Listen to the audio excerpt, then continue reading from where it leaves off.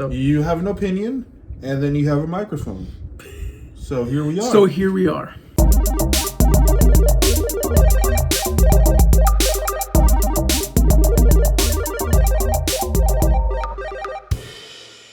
What's up, guys? Welcome to another episode of Nintendo Friends, where we talk about everything gaming, but mostly Nintendo. Today, we're going to be talking about Nintendo 64, our favorite Nintendo 64 memories, and what we want to see on Nintendo Switch Online with their 64 games. I am your host, HECTHOR/Del, and filling in for Abel today, we got my friend Philip Taele. He's one of my dearest and closest friends and a hardcore gamer, retro gamer a lot too, but a hardcore Nintendo gamer as well. Once again, his name is Phil. This is the Flyin Hawaiin, aka the FLOWIN Samoan. If he was a Pokemon, he would come from the Alola region. Ooh. Sun and Moon, y'all. Sun and Moon. Sun and Moon. So I'm really glad to have you on the show, man. Is this your first podcast ever? It is. It is? It is. All It most certainly is. All right, well, we're going to have a good time. So once again, we are talking about the Nintendo 64 today. As you know, the Nintendo 64 was released here in the North American countries in September 29th of 1996. So I was 3. How old are you, Phil? I will not disclose that information. You don't want to date 10 years old. You don't want to date yourself? Like, were you really 10 years old? I was 10 years old. I'm an 80s kid. Oh, that's right. Okay. For y'all who want to do the math, but it doesn't matter because you know what? It brought us to this moment. The 64 landed in my adolescent years of living. There we go. It ended in my early days of living. But diaper pooping stages. In my diaper pooping stage, yeah.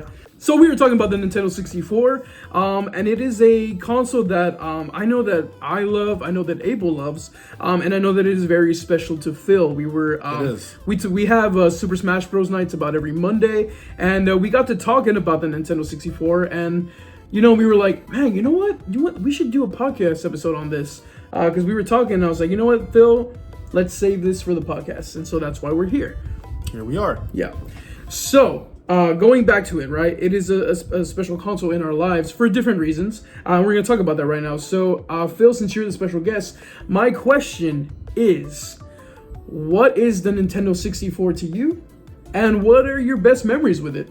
The Nintendo 64 is a video game console. Yeah, it came after the Super Nintendo, and it was before the Wii and the Switch and all that. But why the Nintendo 64? Well, I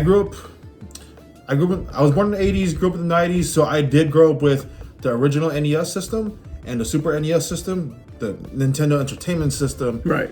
And that's all the Mario games, the Zelda games, the Mega Man games, and 2D side-scrollers and things of that nature. But when you went to the 64, you take all that fun and entertainment, and it's Nintendo going into the 3D, into that extra dimension. Yes. So everything that I've enjoyed, in the 2D scrollers, seeing it in that third dimension, it was new. So I would like to make that comparison to anyone who is a Final Fantasy fan.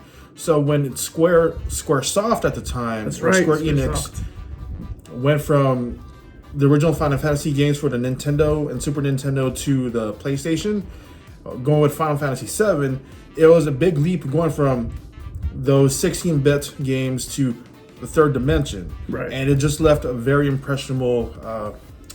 it was very impressionable to me. Yeah. So going from Super Mario World to Super Mario 64, from Mario Kart, Super Mario Kart on the Super Nintendo to Mario Kart 64, it was just different. Yeah.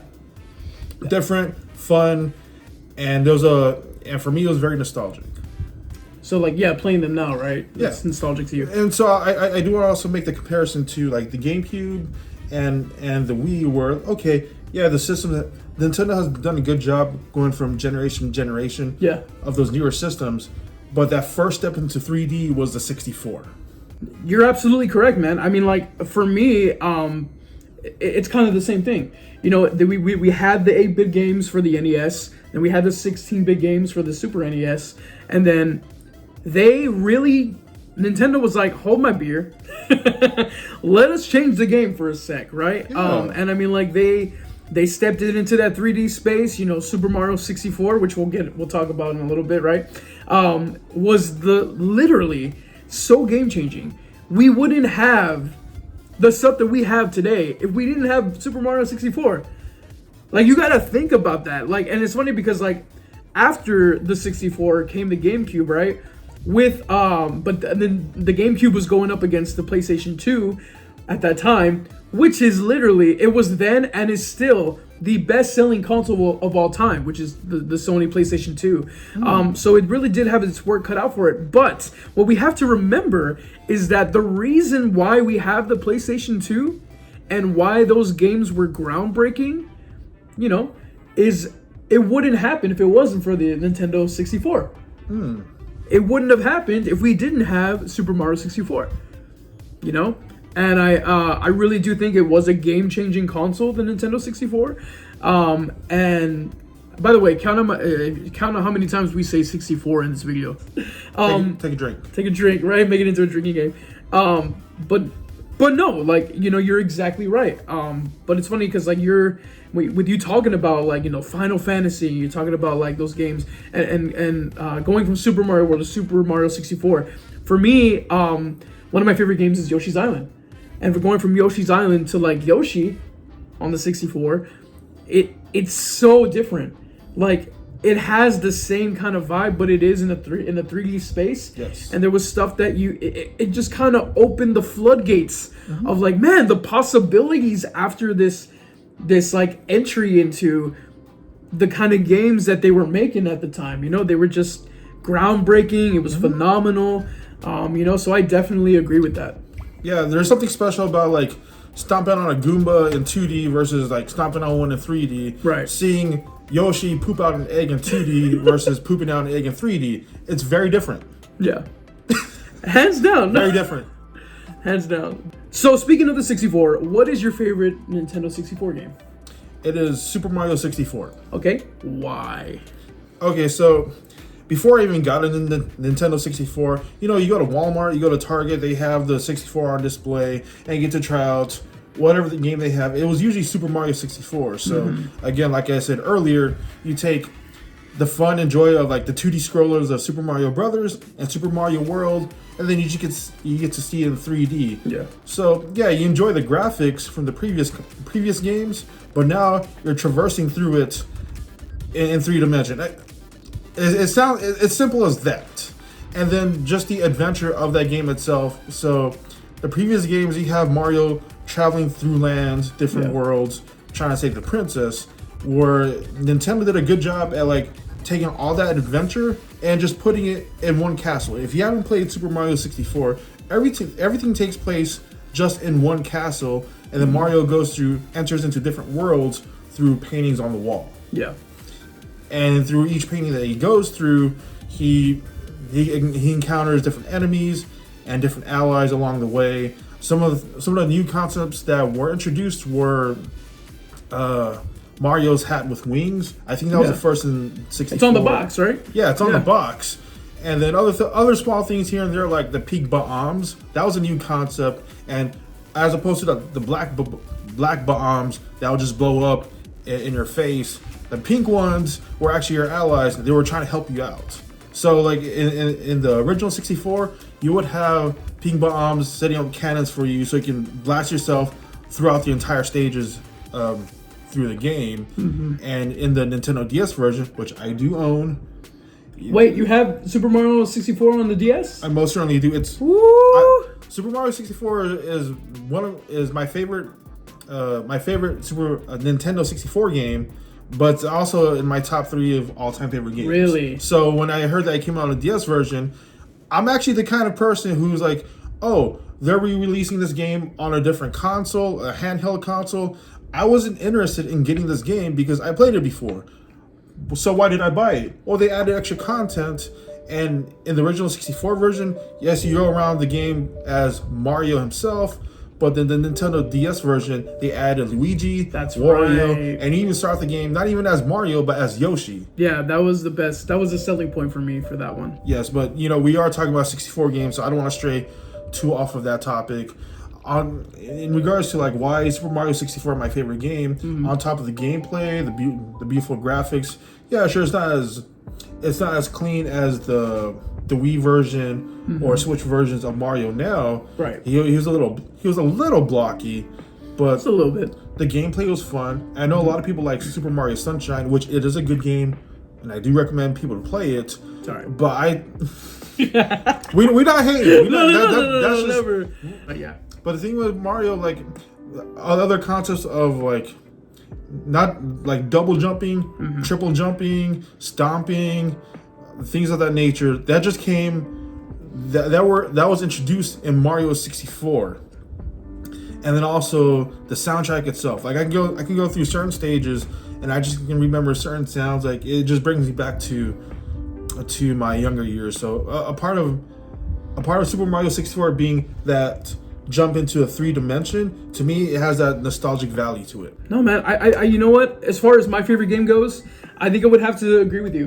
That Super Mario 64 is definitely my favorite 64 game. But coming in close second would have to be Paper Mario. The original Paper Mario. I remember I never played Super Mario RPG, which was on the Super Nintendo, right? The Super Nintendo Entertainment System. You still haven't played it to this day, or I've only played a little bit of it. A Super Mario RPG, right? But I had never played it back in the day. And but I got a SNES Classic, and it's on there. Okay. So I will be playing it this week.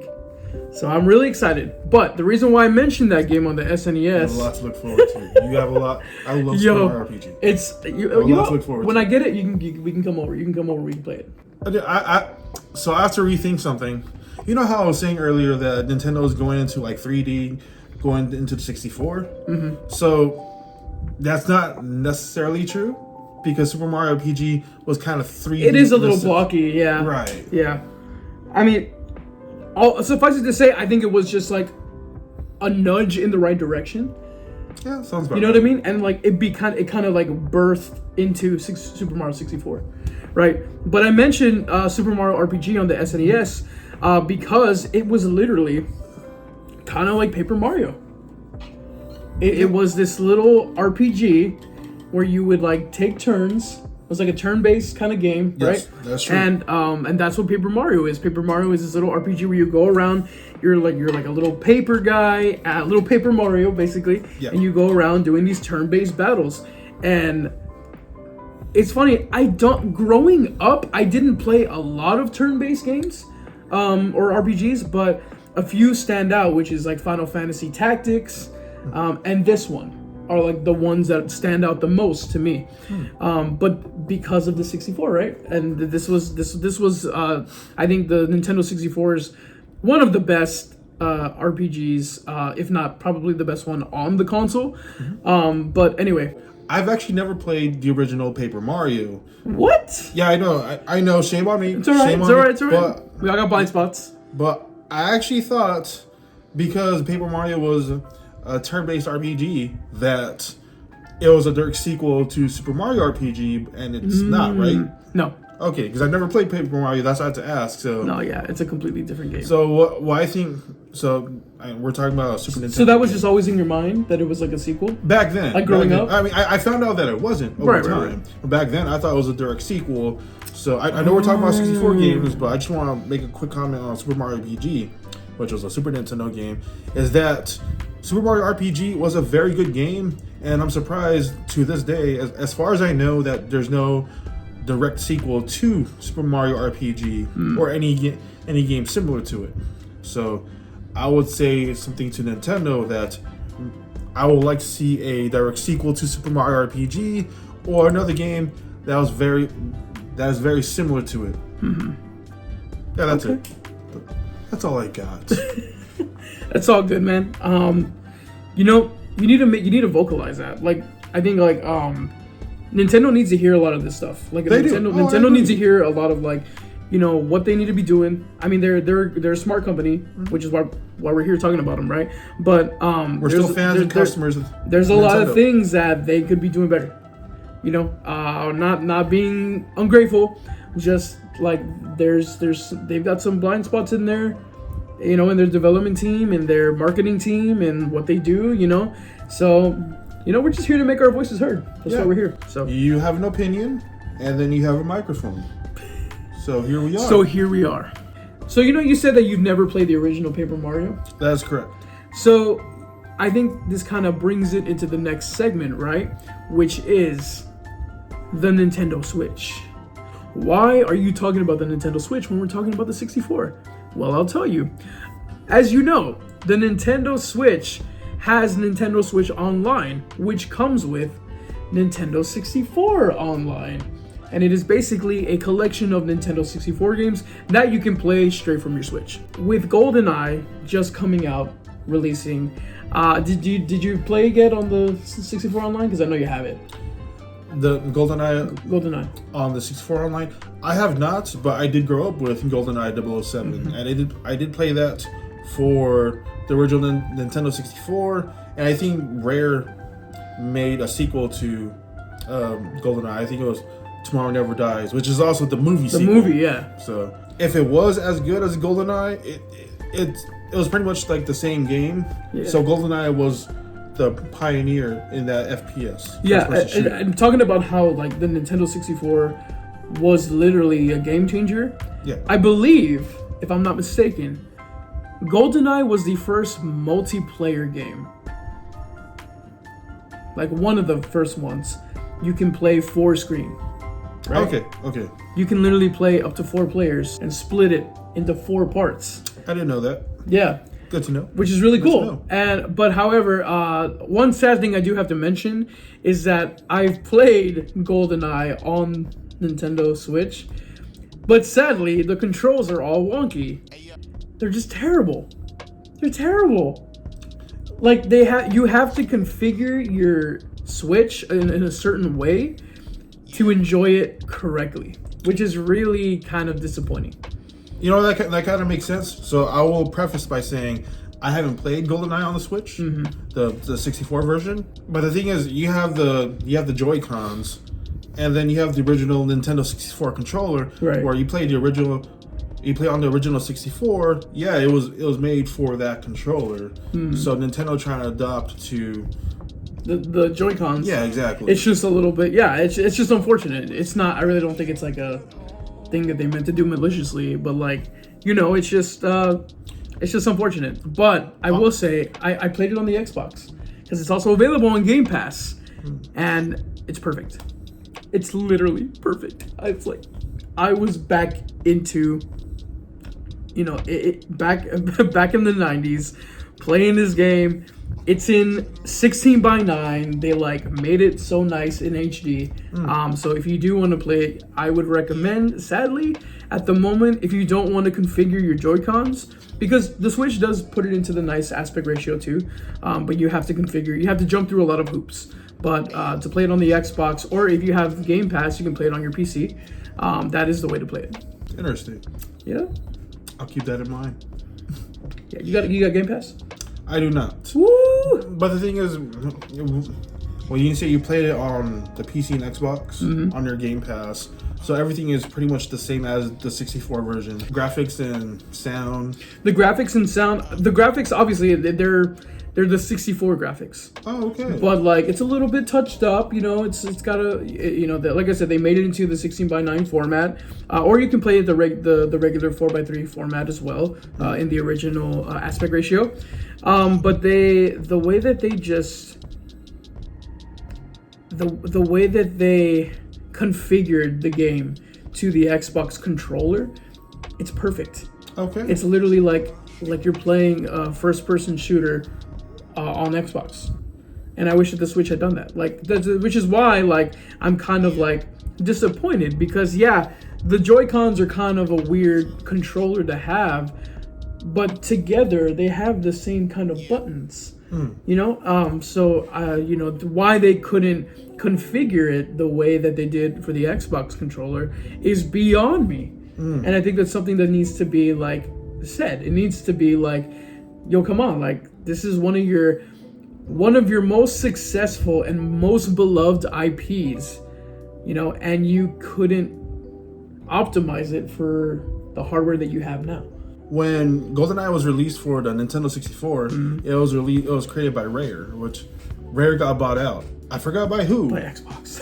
Oh, really? I think so. Yeah. Oh, so okay. Xbox. That makes sense now. Actually, that answers many questions I was about to ask. It's like, okay, so how did GoldenEye get?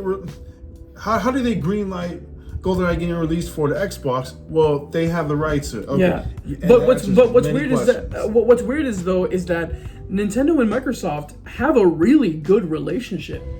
Like they do. Like they brought a bunch of stuff that Xbox owns over to the Switch. Like Cuphead is one of them. Like, so Nintendo and Xbox have had a good relationship for a while. So like, I don't know where the ball was dropped. Like if it was on Nintendo's side or if it was like Xbox being like, yeah, you can have the game, but you got to figure stuff out on your own. Or like, I don't know I don't know where the ball was dropped. I'm not well versed in this, but maybe there wasn't like a ball drop. It's more like, I'm going to share my toys and then you share your toys and then we can play our games on each other's consoles or something like that. But I don't hear anything about like Nintendo games being released on Xbox. No, right. Yeah, it's like it doesn't work that way, unfortunately. I think it's more of like a...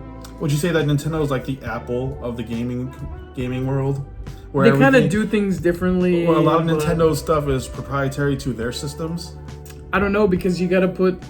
Because I've never played Super Mario Brothers on a PlayStation, but you see Solid Snake in Super Smash Brothers, but that was made from Konami. Yeah, I mean, like there's little things here and there that like that have, it's just weird, man. Like Nintendo is very like stingy on their IPs, but like I feel like it's more like maybe like a take than a give relationship with Xbox. There's money involved somewhere and most parties turn out happy. I don't know, man. I don't know. I'm not a businessman, so beyond the scope of where we're going with this. So. But nonetheless, GoldenEye is back on the Nintendo console, and if you do some configuring, it can be enjoyed the same way. You just got to jump those little hoops, and then when you're finished playing the game, you got to configure your stuff back because it will affect every other game that you play after that. So I would recommend going back and configuring everything back to the way it was before you pick up another game, which is really, again, unfortunate, but it can be played the same way. You can also get the Nintendo 64 controller that they make for the Nintendo Switch, but they are hard to find, and good luck getting your hands on those. But it is possible. So GoldenEye has been added to the Nintendo Switch Online for the 64. So speaking of the 64, is there a Nintendo 64 game, or are there a plethora of 64 games that you would like to see come to the Nintendo Switch Online? Yeah, there are plenty of games that I feel like would be perfect for the Nintendo Switch.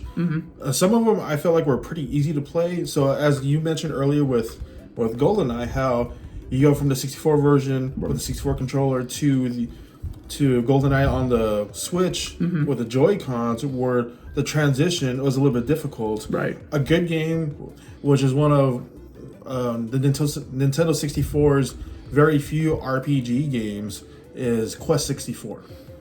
Okay. Quest 64, probably the only other RPG on the 64. The Nintendo 64 was kind of lacking in the RPG department. Yes, it was. But even for the limited selection that it did have, to me, in my opinion, it was of good quality. Yeah, I've only played a small portion of that on an emulator, but I would like to play the full thing. Yes. Yeah. So what other games would you like for them to add? There was Blast Corps, which was also only a 64 game. Then there was Diddy Kong Racing, Donkey Kong 64, Excite Bike 64. Ooh, Excite Bike 64. 1080, which was the snowboarding game. Oh, okay, I remember that one. Turok Dinosaur Hunter. This might be a uncommon game, but Mystical Ninja. Yeah, you told me about that one. Yeah. I think so, yeah. That was a very fun game. Perfect Dark. If I remember correctly, I think Perfect Dark was my favorite FPS first-person shooter game at the time. More than GoldenEye. Okay. More than GoldenEye. I loved Perfect Dark. Yeah, that's pretty much it. I'm sure there are other games that I would like to see, but definitely those titles. And I want to comment on some of those titles that came out on the 64. They came out on the 64 and some of them were very successful, and then you just never saw them again. Yeah. Kind of like Super Mario. No RPG. Sequel, no, Not at all. which is weird. Nintendo's weird, man. Like it's so weird. Like there's so many games that like they can bring to the forefront or even like bring back, so. Well, some of these games weren't published, weren't created or developed by Nintendo. They're made by some other party. But that are like no longer longer point existing. Point taken.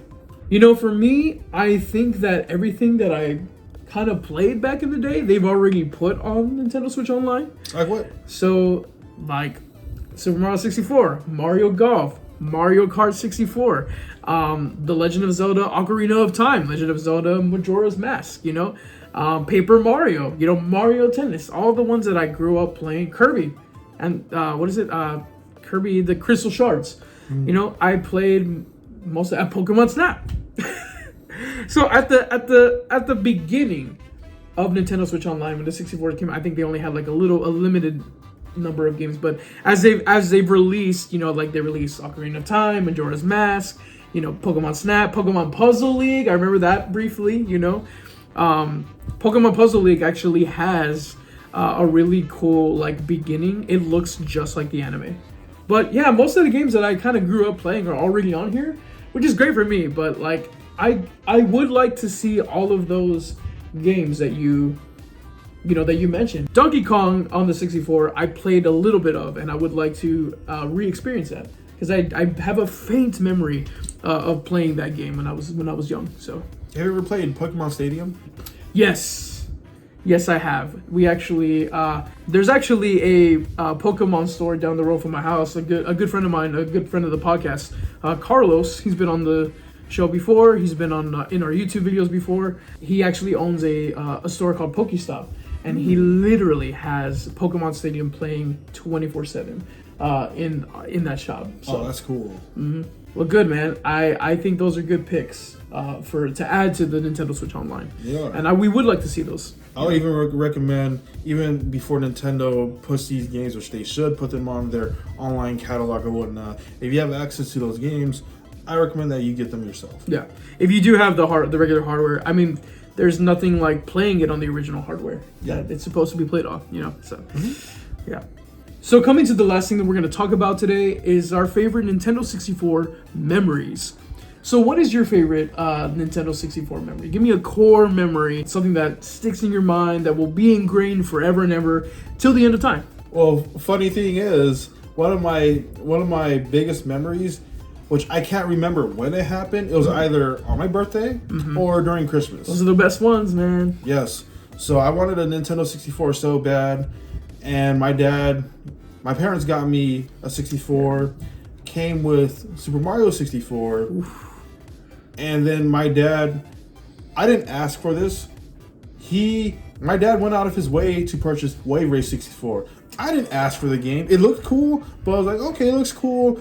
Didn't think much of it. Okay. My dad himself thought, this is such a cool game. I want my son to enjoy this. I want him to play this game. Yeah. Dad, good call. R.I.P. Dad. Sure. He's no longer with us, but man. He thought that Wave Race 64 was a good game to get, and he was so right. He was right. I played that game for the first time the other day, and you showed it to me. I did. And man, that's a fun time. It really is a fun time. So, man, that's good, man. That's such a good memory. For me, I feel like my favorite Nintendo 64 memory is literally so simple, but it's so effective. It's literally looking at the ads for Super Mario 64 and then getting to experience it in a weird way. So Super Mario 64 had the ads where you can jump in the wall, and the wall was like it had this water ripple effect. Yes. And I was like, yo, that's so cool. You can hop in the walls and go through the the worlds and stuff. Like, that was Mario to me as a child, as a small child. Like, that was my Mario. I hadn't played. I was too young to play Nintendo Entertainment System, so Super Mario Bros. NES, and I hadn't even played Super Mario World or anything like that. So I hadn't heard of it yet. But Super Mario 64 is literally the game I wanted to play, I wanted to own. And then I did get to play it much later, but in a weird way. I never had a Nintendo 64, but I was at the children's hospital. I had surgery on my eyes back in the day. And they had, I don't know if they still have stuff like this, but they really should. The children's hospital here in San Antonio, where we live, back in the day had Nintendo 64s in like the waiting area of the hospital, and like when you were recovering. I literally, while I was recovering, just sat and played Super Mario 64 like for hours and hours and hours. I would die and die and die, but man, it's just ingrained in my brain. But I just wanting to, seeing it on television and seeing my friends play it, because they wouldn't really let me play it. They would hog. They would hog the controller. But getting it to play for myself and be like, man, this is the game I've been wanting to play, and it's just as good playing it as like it is seeing it. Just thinking it was so cool. But that is probably my favorite 64 memory. Expectations met. Yes, in a big, big way. Well, that wraps up another episode of Nintendo Friends. Thank you guys so much for joining in and listening. Remember to follow us on Instagram at Nintendo Friends. And you can listen to us on Spotify, the Anchor app, as well as on YouTube.